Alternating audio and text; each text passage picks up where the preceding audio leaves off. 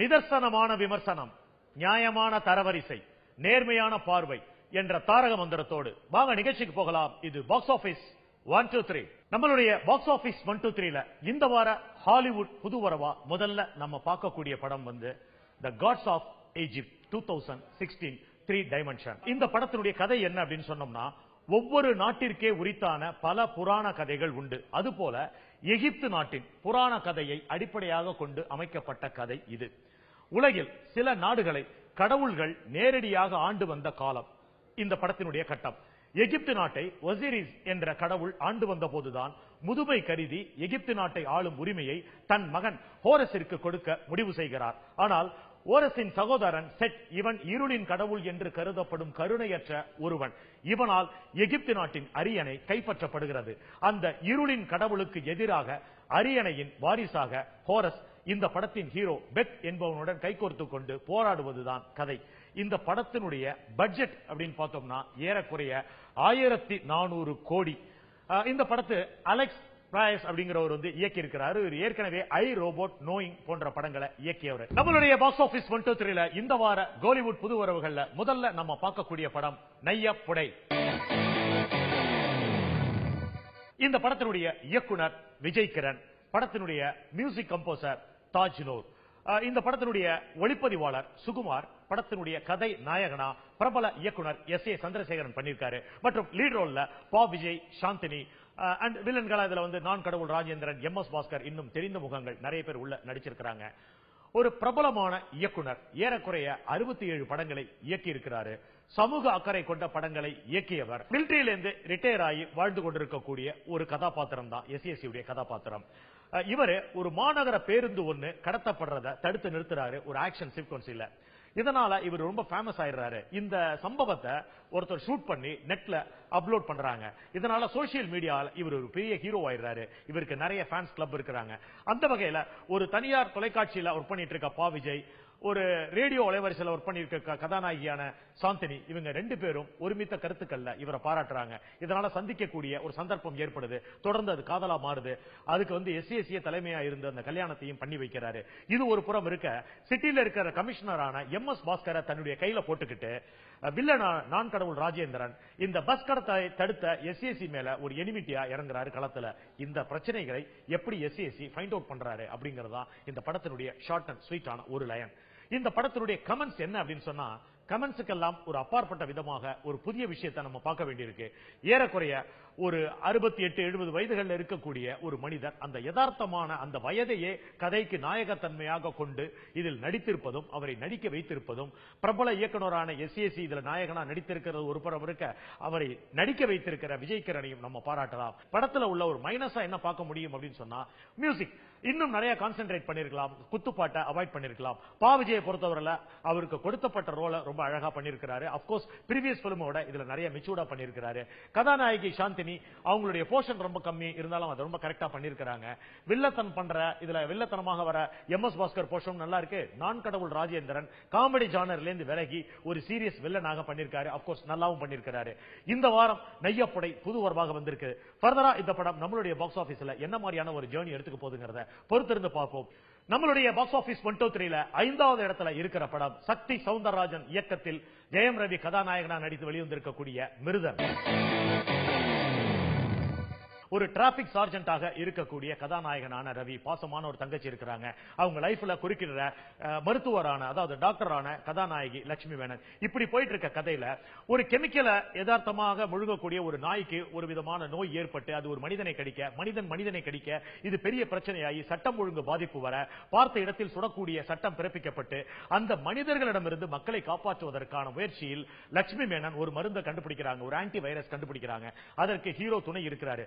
கடைசியா எப்படி இந்த பிரச்சனையிலிருந்து விடுபடுறாங்க அப்படிங்கிற ஒரு கதை தான் இது. முழுக்க முழுக்க நிறைய ஆங்கில படங்களை எடுத்து தொகுத்து ஒன்னா பார்த்தது போல இருப்பதனால இந்த படத்துக்குள்ள ஒரு தனி ஒரிஜினாலிட்டி இல்லாமல் இருப்பது இந்த கதையோட நம்மளை ஒன்ற விடாமல் தடுக்கிறது அப்படிங்கறதா நிதர்சனமான உண்மை. நம்மளுடைய பாக்ஸ் ஆபீஸ் 1 2 3ல இந்த வாரம் 4வது இடத்துல 2 படங்கள் இருக்கு. அது முதல்ல பார்க்க போற படம் சேதுபதி. இந்த படத்தினுடைய கதாநாயகன் விஜய் சேதுபதி, கதாநாயகி ரம்யா நம்பிசன், படத்தினுடைய இயக்குனர் அருண்குமார். இவர் ஏற்கனவே பண்ணையாரும் பத்மினியும் அப்படிங்கிற படத்தை இயக்கி இருக்கிறாரு. முதல் படத்துக்கும் இரண்டாவது படத்துக்கும் சம்பந்தம் இல்லை அப்படிங்கிற ஒன்றை தவிர இந்த படம் ஒரு நடிகனுக்கான ப்ரமோஷனுக்குள்ள ஒரு படமாக இதை பார்க்க முடியும். விஜய் சேதுபதியினுடைய வழக்கமான ஒரு மாடுலேஷன் உள்ள இருந்தா கூட டோட்டல் பாடி லாங்குவேஜ் ஆட்டிடியூட் வந்து மாத்தி இருக்கிற ஒரு படம்னு சொல்லலாம். படத்துல நிறைய இடங்கள்ல கமர்ஷியல் ஜானல் இருக்கு. அதையும் மீறி திரைக்கதை இன்னும் சற்று விறுவிறுப்பாக இருந்தால் இந்த படம் வந்து பார்ப்பதற்கு இன்னும் வந்து இன்ட்ரெஸ்டிங் அதிகமா இருக்கும். படத்துல ஓவரால் ஃபர்ஸ்ட் ஹாஃப்ல ஒரு 4 இடத்துல முக்கியமாக அந்த எதிரியான இதுல வேல ராமமூர்த்தி ஒரு கேரக்டர் பண்ணிருக்காரு. அவர் கைது செய்யப்படும் பொழுது கிடைக்கக்கூடிய கைத்தட்டல் இந்த படத்தினுடைய வெற்றியை உறுதி செய்திருக்கு. அதே இரண்டாம் பாதியில விஜய் சேதுபதி தன்னுடைய சிறிய மகனிடம் துப்பாக்கியை கொடுத்து எதிரிகளை அவருடைய துப்பாக்கி முனையில் வந்து வீழ்த்துவது அப்படிங்கிறது வந்து இயக்குனருடைய அற்புதமான ஒரு திரைக்கதை புத்திசாலித்தனம் அப்படின்னு சொல்லலாம். இதை தவிர ஆங்காங்கே நிறைய சீக்வன்சஸ் வந்து பார்த்த ஒரு படத்தை ஞாபகப்படுத்துவதனால பெருசா அந்த படத்துக்குள்ள நம்மளால இன்வால்வ் ஆக முடியல அப்படிங்கிறதும் உண்மைதான். ஆனால் சமீபத்தில் வந்த ஒரு போலீஸ் கதையில சினிமாத்தனமான ஹீரோவுக்கான எல்லா குவாலிபிகேஷனும் உள்ள ஒரு வெற்றி படம் தான் சேதுபதி அப்படிங்கிறதுல நமக்கு செகண்ட் தாட் கிடையாது. நம்மளுடைய பாக்ஸ் ஆபீஸ் 123 4வது இடத்துல இருக்கிற இன்னொரு படம் இறுதி சுற்று. படத்தினுடைய இயக்குனர் சுதா, படத்தினுடைய கதாநாயகன் மாதவன், ரித்திகா சிங் ஒரு லீட் ரோல் பண்ணிருக்காங்க, மும்தாஜ் சர்க்கார் ஒரு கேரக்டர் பண்ணிருக்காங்க. படத்துல ஒரு விரக்தியான கேரக்டராக மாதவனுடைய ஓவரால் ஆட்டிடியூட் வந்து ஒரு ஆங்கில பட பாணியில தி சாம் படத்தினுடைய கதாநாயகன் மாதிரி ரொம்ப இமேஜ பத்தி கவலைப்படாம ரொம்ப ஃபன்னியா பண்ணிருக்காரு. அதே சமயத்துல இந்த படத்தினுடைய கதாநாயகி ரித்திகா சிங் வந்து ஒரு வடநாட்டு பெண் அப்படின்னு சொன்னா கூட ஒரு டிபிக்கல் ஒரு நார்த் மெட்ராஸ் அல்லது சவுத் மெட்ராஸ் அப்படின்னு சொல்லப்படக்கூடிய அந்த ஸ்லாங்க பேசக்கூடிய ராயபுரம் பகுதியிலிருந்து வந்து ஒரு பெண் மாதிரியே யதார்த்தமா இதை பேசி நம்மள வந்து புல்லரிக்க வச்சிருக்காங்க. இதையெல்லாம் மீறி இயக்குனர் சுதா இந்த படத்தினுடைய இயக்குனராக இவங்களை வந்து நம்ம வந்து பெருமையாகவும் கர்வமாகவும் பார்க்க முடிகிறது. ஏன்னா படத்தை ஆரம்பத்திலிருந்து இறுதி வரை இது ஒரு குத்துச்சண்டை படம் அப்படின்னு சொல்லப்பட்டா கூட அதுக்குள்ள இருக்கிற அந்த அக்கா தங்கச்சியினுடைய ஜலச வந்து ரொம்ப அழகா கையாண்ட விதத்துல ஒரு கை தேர்ந்த இயக்குனர் லைக் பாலச்சந்தருடைய டச் இருக்கிற மாதிரி நிறைய இடங்கள்ல நம்ம மெய்சில் இருக்க வச்சிருக்காங்க. முழுக்க முழுக்க இந்த படம் வந்து ஒரு வீரியமான இயக்குனர் படம் தான் இறுதி சுற்று அப்படிங்கிறது பாக்ஸ் ஆபீஸினுடைய ஒட்டுமொத்த கருத்தாகவே இருக்கு. நம்மளுடைய பாக்ஸ் ஆபீஸ் 123 3வது இடத்துல இருக்கிற படம் விசாரணை. இந்த படம் கூட பிப்ரவரியின் துவக்கத்தில் வெளிவந்து ஒரு மிகப்பெரிய ரிவ்யூ எடுத்துக்கிட்ட படம். சோசியல் மீடியா ஒட்டுமொத்தமாக பாராட்டிய ஒரு படம். தமிழ் சினிமாவினுடைய மைல்கல் என்று சொல்லப்படக்கூடிய அளவிற்கு இந்த படத்துக்கான பாராட்டுகள் குவிந்திருக்கிறது. இது வெறும் படமாக மட்டும் பார்க்காமல் இந்த படத்தை பார்க்கக்கூடிய ஒரு ரசிகனுடைய மனநிலை எந்த சூழ்நிலைக்கு தள்ளப்படுதுன்னா படம் தொடங்கிய 5வது நிமிடத்திலிருந்து இது மக்களுக்கான படம், தனக்கான படம் என்கின்ற ஒரு உத்வேகம் ரசிகனுக்குள்ள வந்ததனால மட்டும்தான் இந்த படம் பாடல்கள் இல்லாமல், நகைச்சுவை காட்சி இல்லாமல், இரட்டை அர்த்த வசனங்கள் இல்லாமல், வேற எந்த ஒரு பொழுதுபோக்கு அம்சங்களுமே இல்லாமல் இப்படி ஒரு வெற்றியை தொட்டிருக்கிறது என்று சொல்லலாம். நம்மளுடைய பாக்ஸ் ஆபீஸ் 123 2வது இடத்துல 2 படங்கள் இருக்கு. அதுல முதல்ல பார்க்க போற படம் ஆறாவது சினம். ஆறாவது சினம் பாக்ஸ் ஆபீஸ் நம்பர் 2ல ஸ்ட்ரைட்டா வந்திருக்கு. வந்து உண்மையிலேயே வந்து ரொம்ப சந்தோஷப்படுறேன்.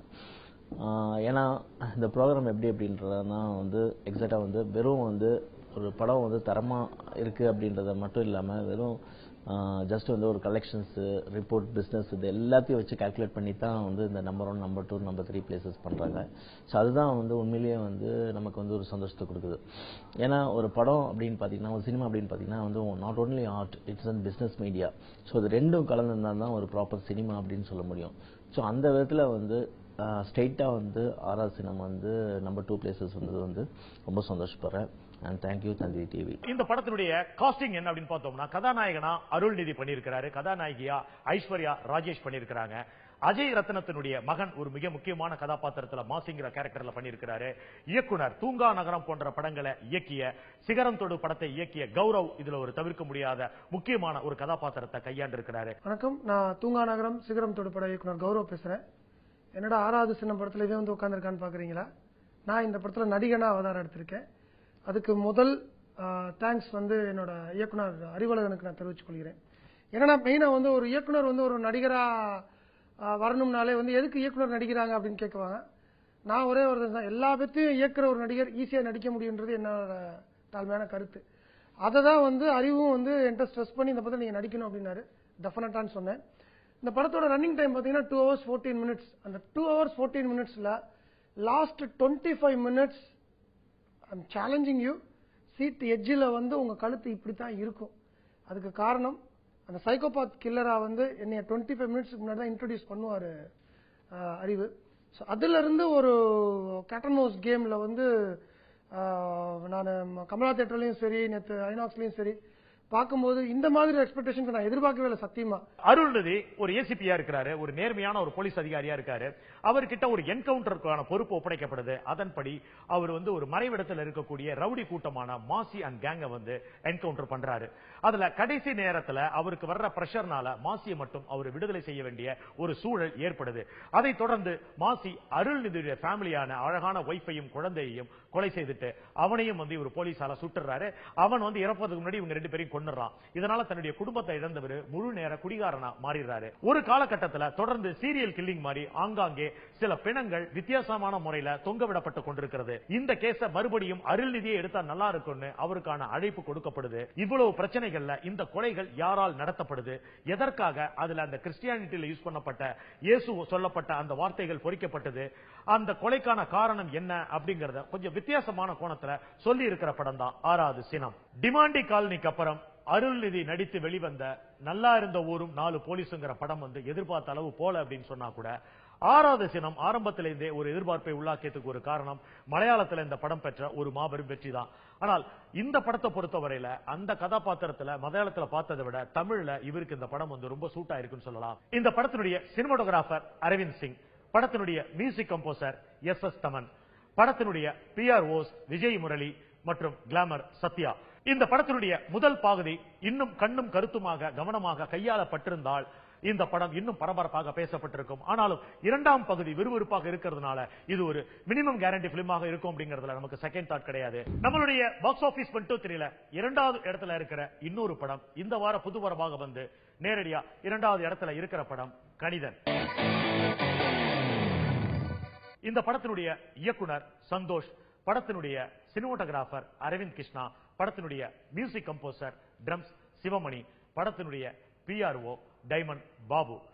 இந்த படத்தினுடைய கதாநாயகனா அதர்வா நடிச்சிருக்கிறாரு. கதாநாயகியா கேத்தரின் தெரசா பண்ணிருக்காங்க. ஆடுகளம் நரேனான அப்பா கதாபாத்திரம் ஒரு தூர்தர்ஷன்ல ஒர்க் பண்ணிட்டு இருக்காரு. அப்படி ஒர்க் பண்ணிட்டு இருக்கவருக்கு அல்டிமேட்டா என்ன ஆசை இருக்குன்னு சொன்னா பிபிசியில ஒர்க் பண்ணணும் அப்படிங்கிறது அவருடைய மிகப்பெரிய ஆசையாக இருக்கு. ஆனால் அது கடைசி வரைக்கும் நிறைவேறவில்லை. இந்த சூழ்நிலையில அவருடைய மகனான அதர்வா ஒரு தனியார் தொலைக்காட்சியில், அதாவது மனோபாலா நடத்தி கொண்டிருக்கக்கூடிய ஒரு தொலைக்காட்சியில முக்கியமான பொறுப்புல இருக்கிறாரு. இந்த சூழ்நிலையில சம்பந்தம் இல்லாம இவரை வந்து போலீஸ் கைது செய்யறாங்க. அவர் கைது செய்யப்பட்ட பிறகு இந்த வழக்கின் விசாரணையின் ஆரம்ப கட்டத்திலேயே பல திடுக்கிடும் உண்மைகள் வெளியே வர தொடங்குது. என்ன அப்படின்னு சொன்னா பல பேருடைய பேர், அதாவது அவர்கள் வாங்காத அவங்களுடைய சர்டிபிகேட்ல அவங்க பேரை மட்டும் பயன்படுத்தி அவங்க வாங்காத பணத்தை வாங்கினதாக பல பேர்ல மோசடி நடந்திருக்கிற ஒரு நெட்வொர்க் இதை யாரோ பண்ணிக்கிட்டு இருக்காங்கன்ற உண்மையும் வெளிவர தொடங்குது. இதை தொடர்ந்து அதர்வா வெளியில வந்து இந்த கேஸை எப்படி டீல் பண்றாரு, இன்வெஸ்டிகேஷன் ஸ்டார்ட் பண்ணி எப்படி கண்டுபிடிக்கிறாருங்கிறத ரொம்ப பரபரப்பா ஒரு திகிலூட்டும் நிமிடம் மாதிரி சொல்லி இருக்கிற படம் தான் கணிதன். அதர்வாவை பொறுத்தவரையில அவருக்கு ஈட்டி போன்ற ஒரு படமாக இதை நம்மளால் எடுத்துக்கொள்ள முடியும். அவருடைய பாடி லாங்குவேஜ் மட்டும் இல்ல, ஆட்டிடியூட், ஈவன் அவருடைய ஐஸ் ரைட் ஷூட்ல இருந்து எல்லாமே ரொம்ப ஷார்ப்பா இருக்கு. படத்துல கேத்தரின் தெரசா மெட்ராஸ்ல பண்ணதை விட, கதகளியில பண்ணதை விட இதுல கிளாமர் கொஞ்சம் அதிகமா பண்ணிருக்காங்க. பொழுதுபோக்கு அம்சங்களை எல்லாம் தவிர்த்து விட்டு பார்த்தால் கூட ஒரு நல்ல விறுவிறுப்பான நாவலை படிக்கக்கூடிய உணர்வை கொடுத்திருக்கு. அதர்வாவுக்கு வரிசையாக கிடைத்திருக்கும் வெற்றியில் இன்னொரு வெற்றி தான் இந்த படம் அப்படிங்கிறது ஒரு மிகப்படுத்தப்பட்ட வார்த்தையாக இருக்காது. நம்மளுடைய பாக்ஸ் ஆபீஸ் 123ல இந்த வாரம் நம்பர் 1 அப்படிங்கிற இடத்துல இருக்கிற படம் வந்து தி ரெவனன்ட். அமெரிக்காவில் ஒரு பகுதியில் யாரும் இதுவரை நுழைந்திராத அடர்த்தியான ஒரு காடு. அதற்குள் நுழைந்து ஆராய்ச்சி செய்ய புறப்படுகிறார் ஹியூ கிளாக்ஸ் என்பவர். அவர்தான் ஹீரோ. அவரோட சேர்ந்து துணைக்கு வந்து ஒரு ஆராய்ச்சி குழு மற்றும் வேட்டையாடும் விருப்பத்துடன் உள்ளவர்களும் செல்கிறார்கள்.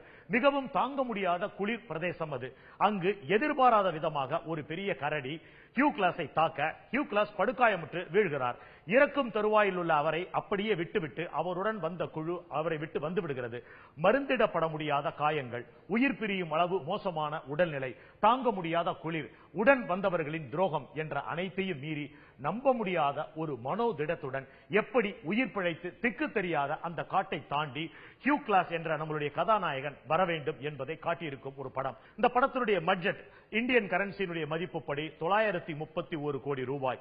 இதுவரை இதனுடைய ஓவரால் கலெக்ஷன் வந்து 1050 கோடி. ஆஸ்கார் விருதிற்காக 12 நாமினேஷன்களை பெற்றிருக்கும் ஒரு படம். இந்த விருதுகள் ஏறக்குறைய பிப்ரவரி 2016 28ஆம் தேதி மாலை 5:30 மணிக்கு இந்த படத்திற்கு ஆஸ்கார் இருக்குதா இல்லையா அப்படிங்கறத வெளியிட போறாங்க. இந்த படங்கள் ஃபர்தரா நம்மளுடைய பாக்ஸ் ஆபீஸ் 123ல என்ன மாதிரியான ஒரு ரேட்டிங்ஸ்குள்ள வரப்போகுது அப்படிங்கறத பொறுத்திருந்து பார்ப்போம். அதுவரை உங்களிடமிருந்து விடைபெறுவது சரவணன் சுப்பையா. நன்றி, வணக்கம்.